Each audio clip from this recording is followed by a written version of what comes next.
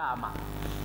Disinilah letaknya bahwa Bung Karno memberikan hadiah Kementerian Agama kepada NU itu ada betulnya.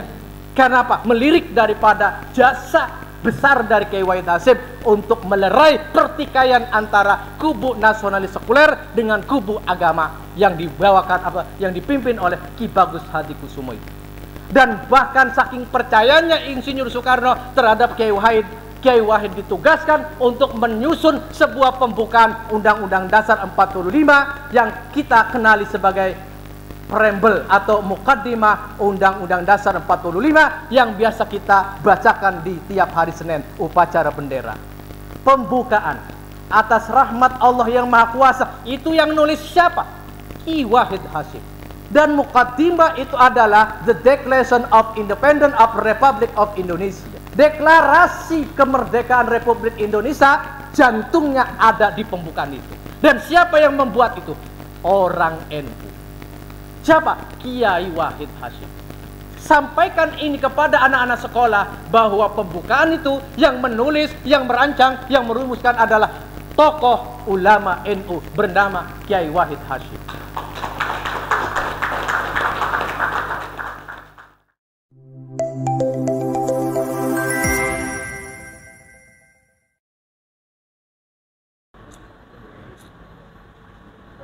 Assalamualaikum warahmatullahi wabarakatuh. Waalaikumsalam warahmatullahi wabarakatuh. Alhamdulillah, saya patut bersyukur kepada Allah atas segala limpahan nikmat, baik nikmat iman dan Islam serta nikmat sehat walafiat. Yang kedua, mari kita bacakan sholawat serta salam teruntuk junjungan kita Nabi besar Muhammad sallallahu alaihi wasallam. Semoga kita ditakdirkan menjadi umat Muhammad yang mendapatkan syafaatul udzma. Dan mudah-mudahan kita selaku kader Nahdlatul Ulama mendapatkan pengakuan sebagai santrinya Hadratus Syekh Kiai Hasyim Asy'ari. Alhamdulillah, saya masih bisa menghadiri acara seminar ini. Tentu adalah nikmat sehat walafiat yang dianugerahi oleh Allah Subhanahu wa Ta'ala. Dalam kesempatan ini saya ditugaskan oleh panitia atau oleh Ketua Lakpesdam PCNU untuk mengisi seminar ini dengan tema apa tuh? Menumbuhkan rasa cinta tanah air. Saya ingin memilih sendiri tema ini, meskipun itu masih umum ya. Saya lebih tertarik untuk menyampaikan, meskipun ini ada kaitan juga, mengidentifikasi basis spiritualitas, kecintaan dan kebangsaan menuju Indonesia merdeka.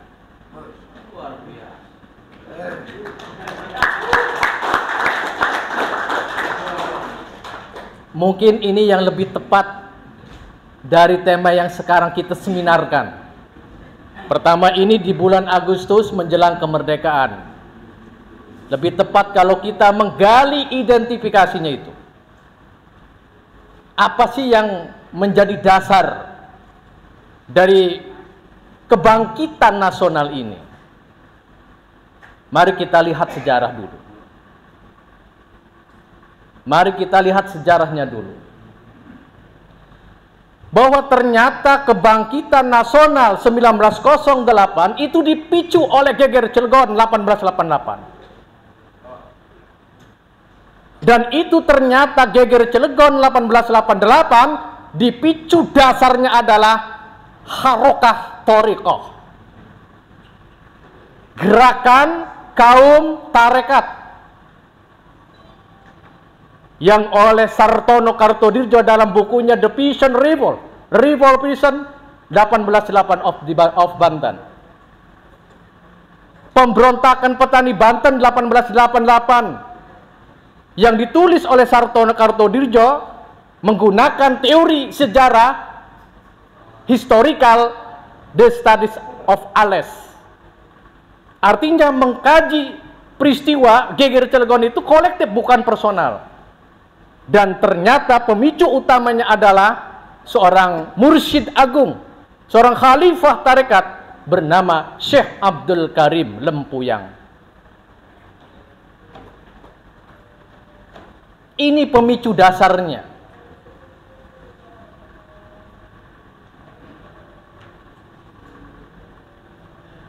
Apakah ini hipotesa pertama? Atau hipotesa yang benar-benar bisa dijamin kebenarannya? Mari kita lacak. Kok berani mengatakan bahwa pemicu utama daripada kebangkitan nasional ternyata adalah berasal dari orang-orang tarekat? Bukankah dalam tarekat itu, kalau kita mengkaji dalam kitab Al-Mafakhir fil Ma'athir Syadiliyah, di dalamnya kita mempelajarinya ada wara, ada zuhud, ada hurriyah, ada roja, ada khauf. Tapi kok kenapa menimbulkan rasa cinta tanah air, rasa ingin merdeka, rasa ingin bangkit? Ini tanda tanya tentu. Di mana letak ajaran tarekat untuk kemudian orang terinspirasi untuk bangkit merdeka itu? Kita lihat Tunisia, Syekh Omar Mukhtar membangkitkan perlawanan rakyat Tunisia untuk keluar dari penjajahan dari Italia. Libya, dari Prancis, dari Italia. Dan geger Cilegon merupakan titik awal atau titik nadir kebangkitan nasional yang kemudian menginspirasi kebangkitan Budi Utomo, Trikoro Darmo yang dideklar pada tahun 1908 oleh 3 serangkai bernama Wahidin Sudirohusodo, Ki Hajar Ki Hajar Dewantoro, dan juga Cipto Mangunkusumo. Dan ternyata Dr. Wahidin Sudirohusodo ini masih keturunan Banten. Dan ternyata pula diselidiki rasa bangkitnya ini, jiwa bangkitnya ini dipicu oleh kiai-kiai yang menggerakkan geger Cilegon di tahun 1888. Dan geger Cilegon dipicu oleh seorang tokoh sentral namanya Syekh Abdul Karim, seorang khalifah tarekat Qadariyah Naqsabandiyah. Kelasnya bukan mursyid lagi, tapi khalifah. Dalam wilayah spektrumnya itu adalah Asia Tenggara, bukan hanya Banten, tapi Asia Tenggara.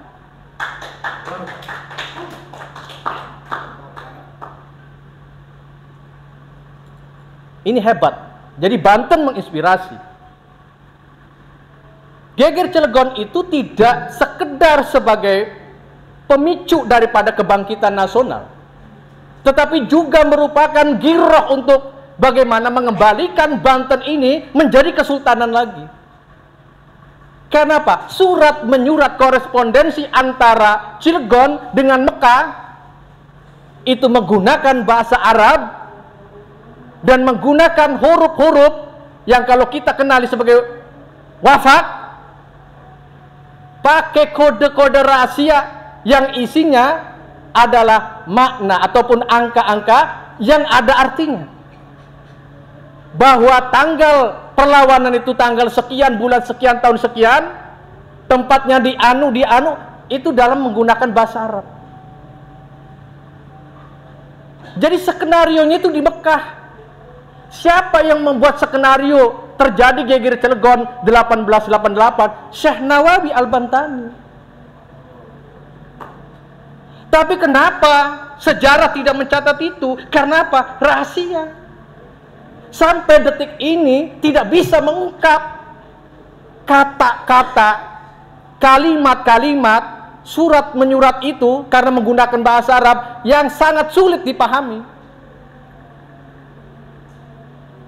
Dan ternyata ketika Sunan Kudronya dikirim oleh kolonial, pemerintah kolonial ke Mekah, untuk menyelidiki peran daripada Syekh Nawawi Al-Bantani, baru itu terungkap oleh Sunan Kudronya bahwa dalang utama pemicu daripada geger Cilegon bukan hanya dipicu oleh ahli tarekat yang bernama Syekh Abdul Karim semata, tetapi ternyata ulama besar kelas dunia yang menginspirasi untuk melawan penjajahan tersebut. Dengan niatan apa? Menurut koran The Locomotive yang terbit di tahun 1887, bahwa Syekh Nawawi Al-Bantani ini menginginkan terjadinya geger Cilegon itu adalah titik awal daripada kebangkitan Banten menjadi sultan lagi, menjadi kesultanan lagi. Ini luar biasa. Ada irisan, pertama irisan kebangkitan nasional, yang kedua adalah bagaimana mengembalikan Banten menjadi kesultanan lagi. Lalu kemudian loncat di tahun 1908, terbentuklah Budi Utomo. Di tahun 1909 terbentuklah SDI, Serikat Dagang Islam. Kemudian 1912 terbentuklah Muhammadiyah. Berikutnya disusul Persis, Persatuan Islam, disusul kemudian Al-Irsyad. Mereka semua terinspirasi oleh kebangkitan Budi Utomo yang digerakkan oleh Budi Utomo di tahun 1808, dan 1808 berasal daripada geger Cilegon 1888. Itu artinya Banten menjadi titik awal daripada kebangkitan nasional. Ini harus berani mengatakan begini, jangan sampai takut, kan ini adalah benar. Jadi jangan sampai yang benar tapi disimpan, yang faktual tapi disingkirkan. Harus kita rebut kembali. Mari kita rebut kembali, Bung. Mari kita rebut kembali, Bung, peradaban Banten ini. Dan ternyata semua orang-orang besar yang lahir di kemudian, yang lahir belakangan, ternyata asal usulnya dari Banten pula. Ini luar biasa. Kita yang mempunyai apinya kebangkitan itu, tapi mereka yang memadamkan. Kita yang mempunyai spirit kebangkitan, tapi dicoba dikelabui, dipendam, ditenggelamkan. Sudah saatnya orang Banten untuk bangkit dari keterpurukan oleh klaim kolonial bahwa Banten adalah daerah hitam. Nonsense. Hari ini kita harus mengatakan bahwa Banten adalah negeri yang berperadaban mulia, berperadaban tinggi, yang diwariskan oleh para sultan kita, terutama Sultan Ageng Tirtayasa. Yang meramaikan Eropa itu adalah Sultan Ageng Tirtayasa. Semua raja-raja Eropa, dari mulai Raja Ferdinand V, Raja Denmark, Raja Inggris, Raja George, Ratu Isabella dari Spanyol, mereka mengagumi ketokohan dan peran strategisnya Sultan Ageng Tirtayasa dalam memimpin Asia Tenggara ini. Ingat, Kesultanan Banten itu meliputi wilayahnya Asia Tenggara. Berarti faktanya ini melebihi wilayah teritorial Kesultanan Demak dan bisa jadi mengungkuli wilayah teritorial Kerajaan Majapahit, yang oleh orang Jawa, sejarawan Jawa, lebih mengagungkan Majapahit. Tapi hari ini putra Banten harus mengatakan bahwa Kesultanan Banten di zaman Sultan Ageng Tirtayasa adalah yang terbesar di seluruh Nusantara ini.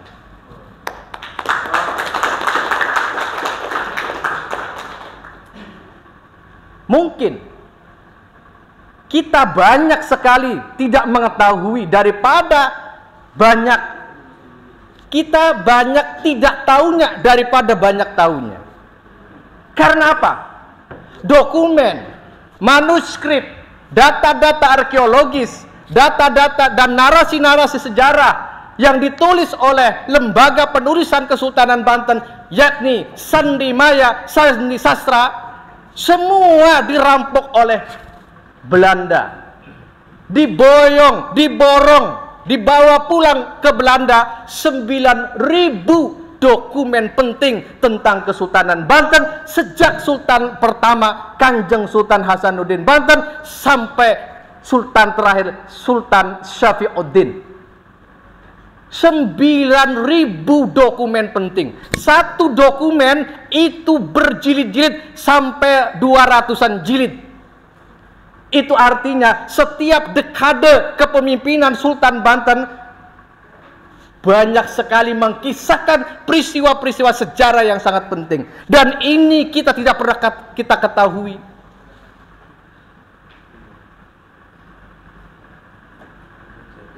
Bagaimana bisa kita mengetahui uang dokumennya di sana? Kita hanya disodorkan oleh dokumen-dokumen yang sedikit. Dan itu pun kita masih terjebak pada pola untuk mempercayai mana legenda, mana riwayat, mana hikayat, mana folklore. Tidak bisa kita menyuguhkan sejarah aslinya. Coba bayangkan kuliner yang merebak di Nusantara, itu yang terkenal enak, itu kuliner dari Banten. Siapa yang menciptakan kuliner itu? Sultan Maulana Muhammad. Apa kulinernya? Pecak bandeng. Apa kuliner yang lain? Gerem asem. Apa kuliner yang lain? Sayur asem. Banyak sekali kuliner-kuliner yang diciptakan oleh Kanjeng Sultan Maulana Muhammad.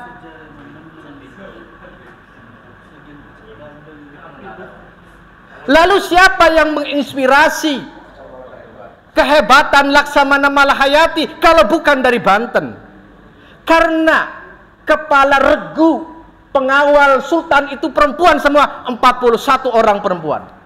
Yang mimpin satu orang perempuan yang perkasa, pencak silatnya jago, kedikdayanya luar biasa, cantik pula.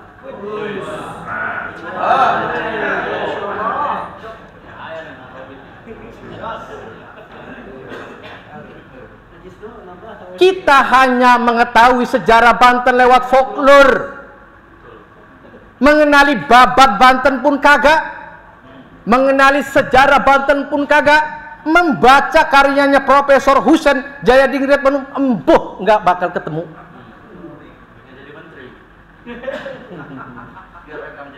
Jadi kita hanya menerima folklore, tutur tinular yang belum jelas fakta sejarahnya.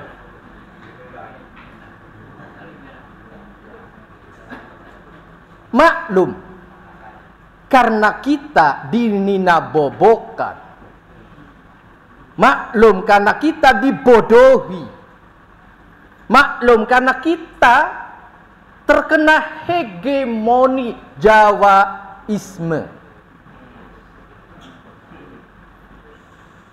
Jadi kita mau bangun itu sulit karena tenggelam sudah lama sekali. Tertidur sekian ratus tahun. Menjadi Banten, menjadi bangsa Banten yang tidur pulas. Siapa Kiai Hasyim Asy'ari ini? Kiai Hasyim Asy'ari ini jalurnya pertama Raja Majapahit, yang kedua zuriat Rasulullah SAW. Kiai Hasyim Asy'ari bin Asy'ari, Asy'ari bin Abdul Halim, Abdul Halim bin Abdul Wahid, Abdul Wahid bin Pangeran Benawa, Pangeran Sambu bin Pangeran Benawa, Pangeran Benawa bin Jakatingkir, Jakatingkir bin Kebokonongo, Kebokonongo bin Andayaningrat, Andayaningrat bin Brawijaya V, Brawijaya V bin Brawijaya IV, Brawijaya IV bin Brawijaya III, Brawijaya III bin Brawijaya II bin Brawijaya I, alias Hayam Wuruk. Hayam Wuruk bin Tribuana Tunggadewi, Tribuana Tunggadewi binti Raden Wijaya, Prabu Rajasa Jayawardana, Raja Majapahit pertama, bin Mahisa Cempaka bin Mahesa Wong Ateleng bin Tohjaya bin Ken Arok. Itu jalur bapak.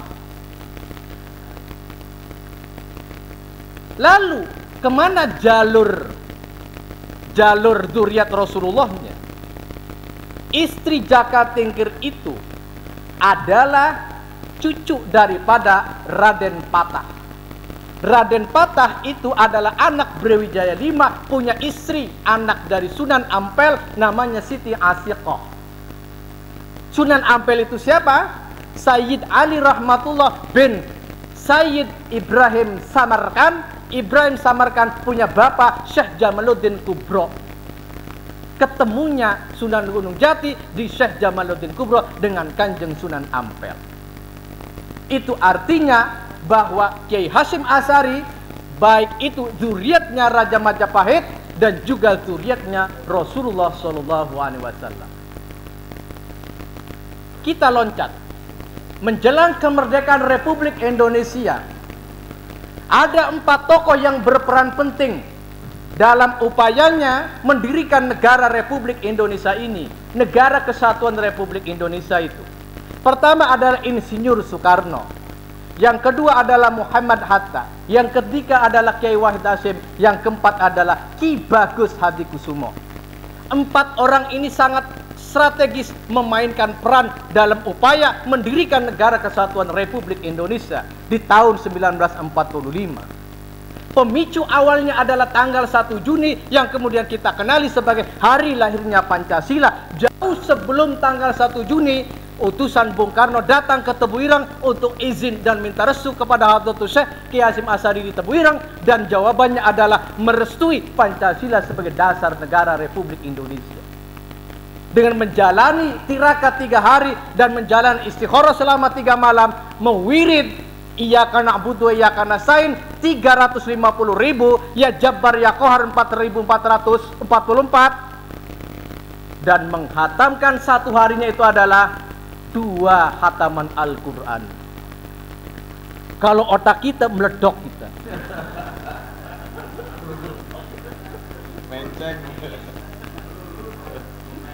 Dan keputusannya adalah merestui Pancasila sebagai dasar negara Republik Indonesia.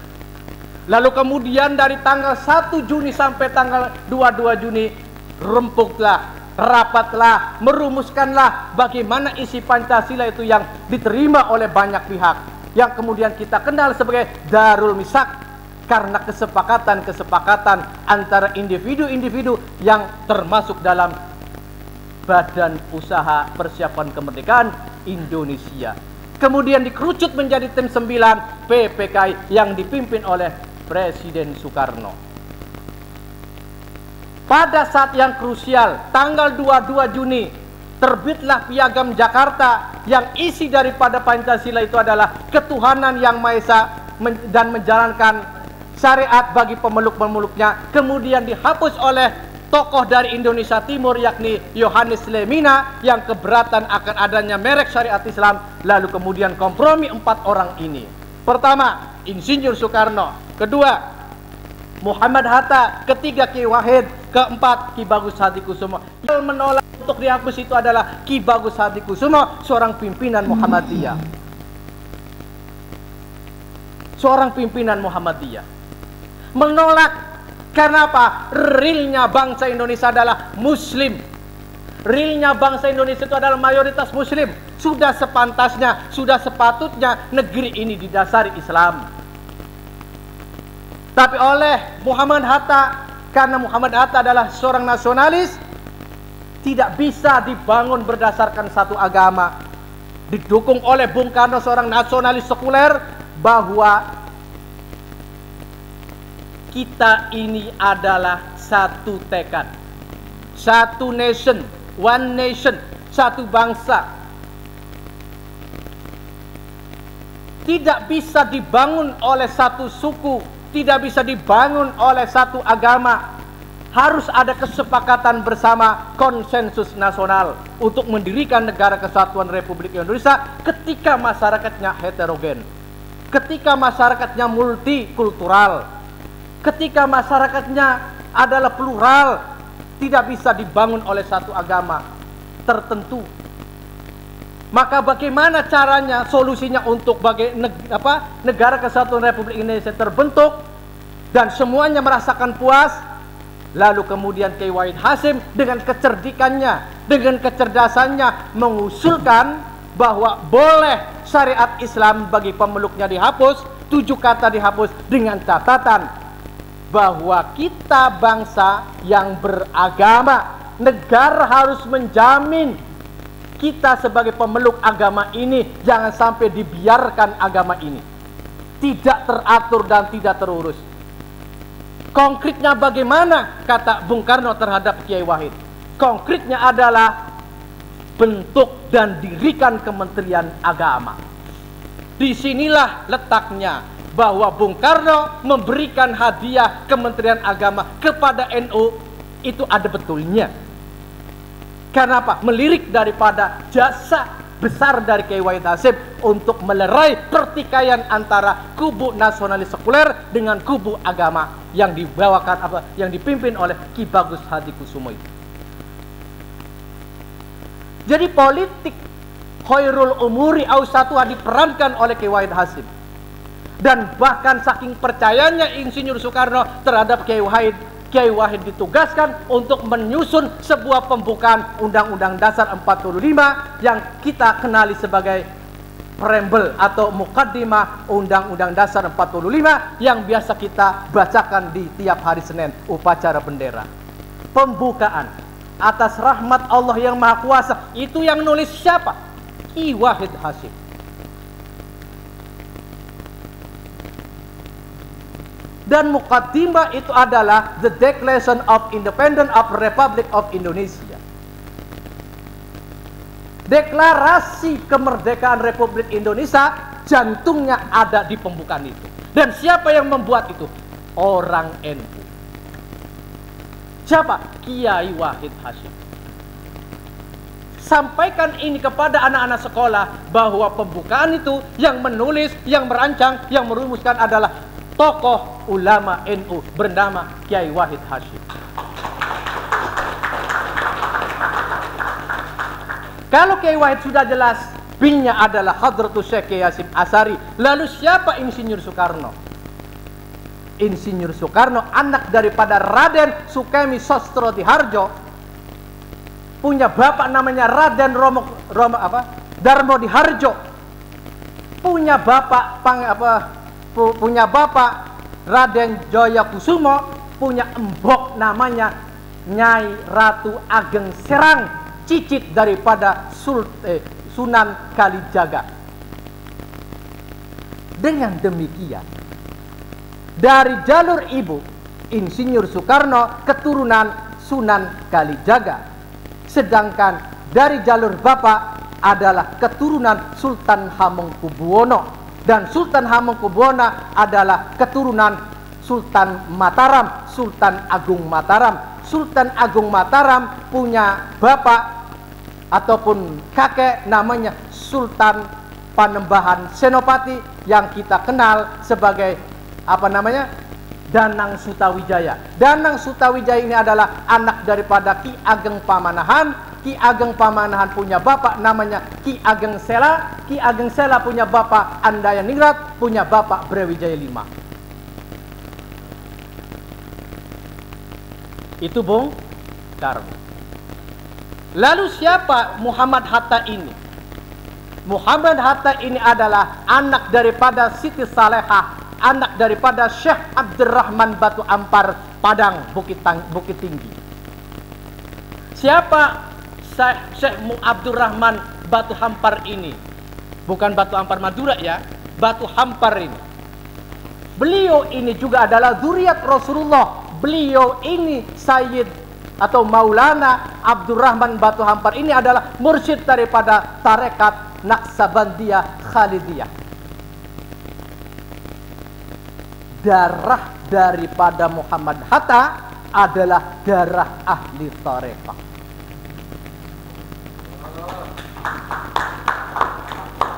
kalau Kiai Wahid sudah jelas darahnya ulama dan darahnya ahli tarekah. Karena apa? Mbah Hasyim Asy'ari itu adalah juga termasuk pengamal daripada tarekat Qadiriyah Naksabandiyah dari jalur Kiai Abdul Karim Lempuyang. Lalu siapa Ki Bagus Hadikusumo itu? Ki Bagus Hadikusumo itu adalah anak daripada Raden Hasyim, lurah daripada abdi dalam Keraton Yogyakarta, dan punya guru namanya Kiai Ngabehi Sastra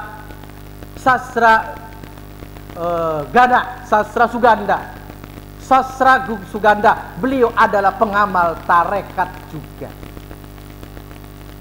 Jadi secara nasab, secara sanad, semua tokoh bangsa itu dialiri darah-darah daripada ahli tarekah.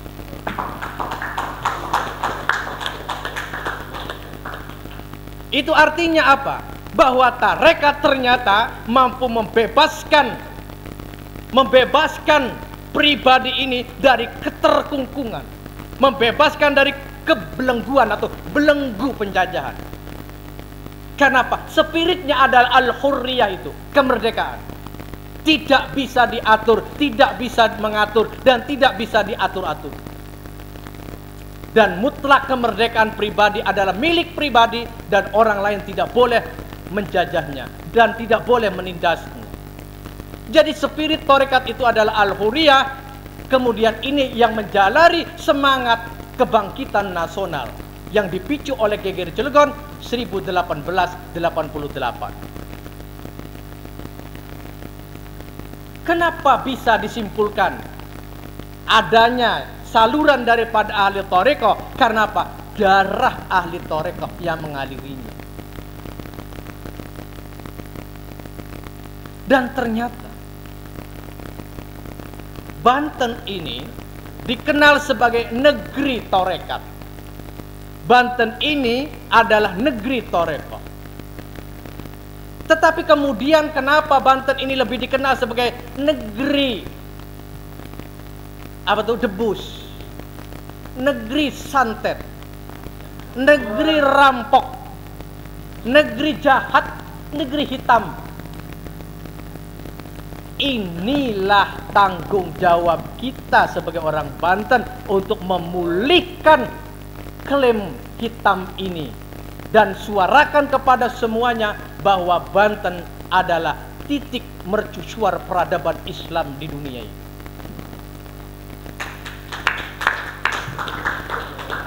Harus berani mengatakan itu.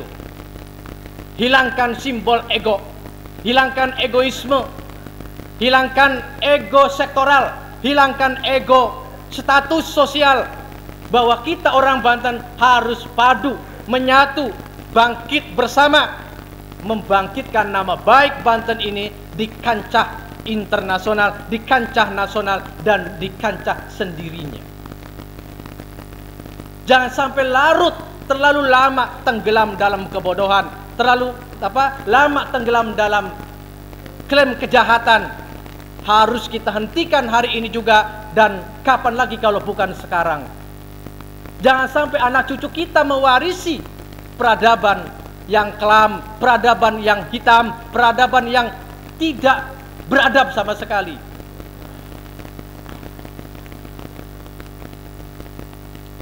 Coba perhatikan, kaliber dunia itu orang Banten asal usulnya. Ahli hukum laut, orang Kelepian Ponta. Ahli antropologi, Profesor Tihami. Ahli hukum syariah, Profesor Tolabi atau Mudhar. Banyak sekali orang pintar di kita itu. Lalu kenapa mereka tidak membawa nama Banten? Karena mereka belum selesai melihat Banten ini keluar daripada belenggu itu. Kalau saja kita yang ada di Banten ini memproklamirkan menjadi Banten yang beradab, mereka yang di luar sana akan merasa nyaman, merasa lebih bangga mengakui kebantenannya. Tanpa harus kita minta, tanpa harus kita tuntut. Yang penting kitanya ini mencoba bagaimana mengusir ataupun merubah daripada klaim tersebut. Dengan cara apa? Menggali, membaca, menganalisa, sampaikan.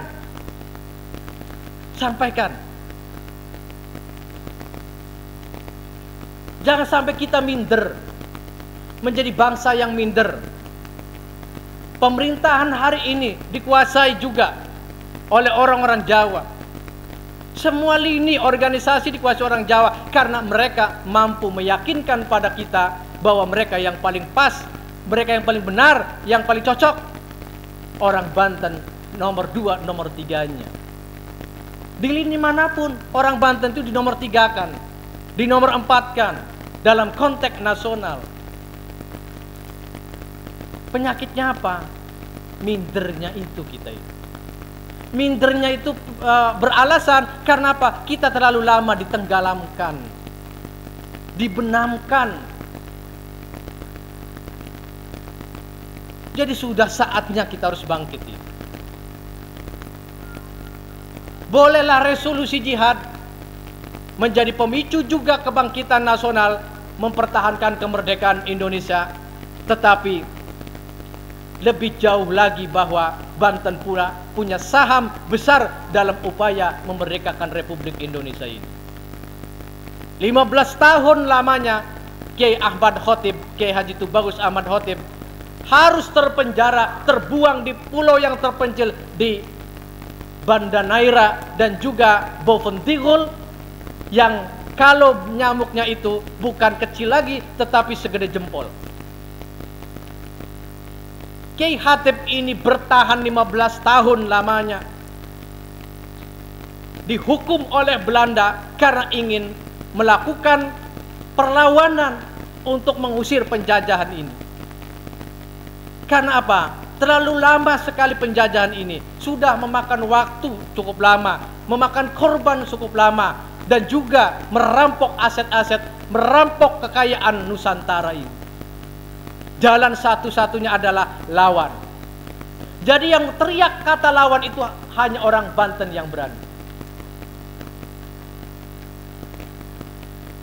Sebelum tahun 1928, Sumpah Pemuda, sebelum tahun 1908, Geger Cilegon sudah mendengung dan sudah menggemparkan jagat Eropa bahwa Banten pertama kali satu negeri yang melakukan perlawanan itu.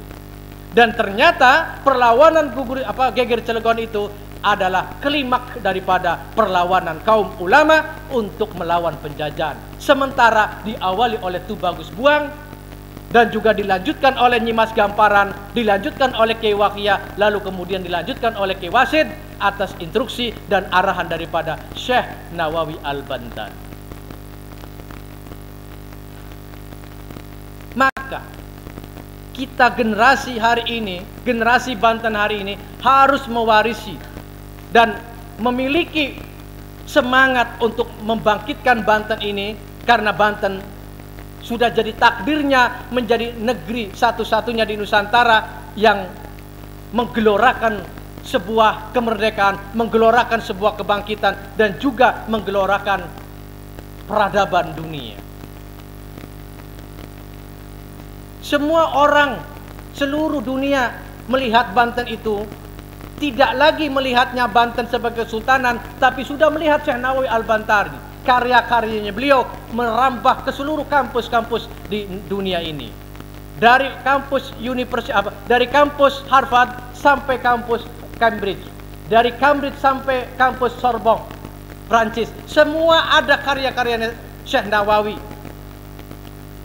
Ini artinya bahwa Syekh Nawawi salah satu cahaya Banten yang juga berjasa dalam mencahayani peradaban dunia Islam. Jadi ini yang perlu kita warisi ini. Harus kita warisi. Semangat ini harus kita warisi. Semangat mengkaji, semangat belajar, semangat menganalisa, semangat menulis, semangat berceramah, mendakwakan, harus terus kita gelorakan. Karena peradaban di milenium ketiga ini adalah milik kita. Peradaban milenium ketiga ini adalah milik kita. milik orang NU yang akan mencahayani peradaban Nusantara umumnya. Satu abad ini adalah satu titik awal langkah menuju peradaban yang hebat, peradaban milenium ketiga yang dialiri oleh prinsip-prinsip kemanusiaan, prinsip-prinsip spiritualitas agama.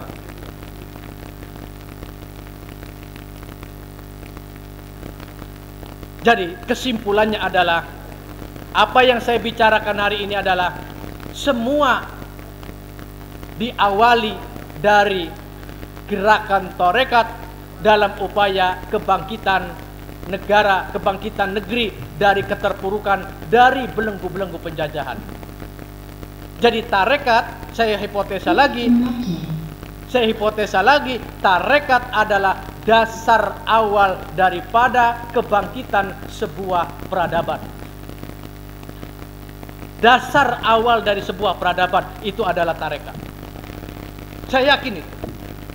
Karena semuanya dialiri oleh nasab dan sanad daripada tarekat itu. Mungkin ini saja yang bisa saya sampaikan, mudah-mudahan manfaat. Mudah-mudahan menginspirasi semuanya. Saya cukupkan. Wallahul muwaffiq ila aqwamit thoriq. Wassalamualaikum warahmatullahi wabarakatuh.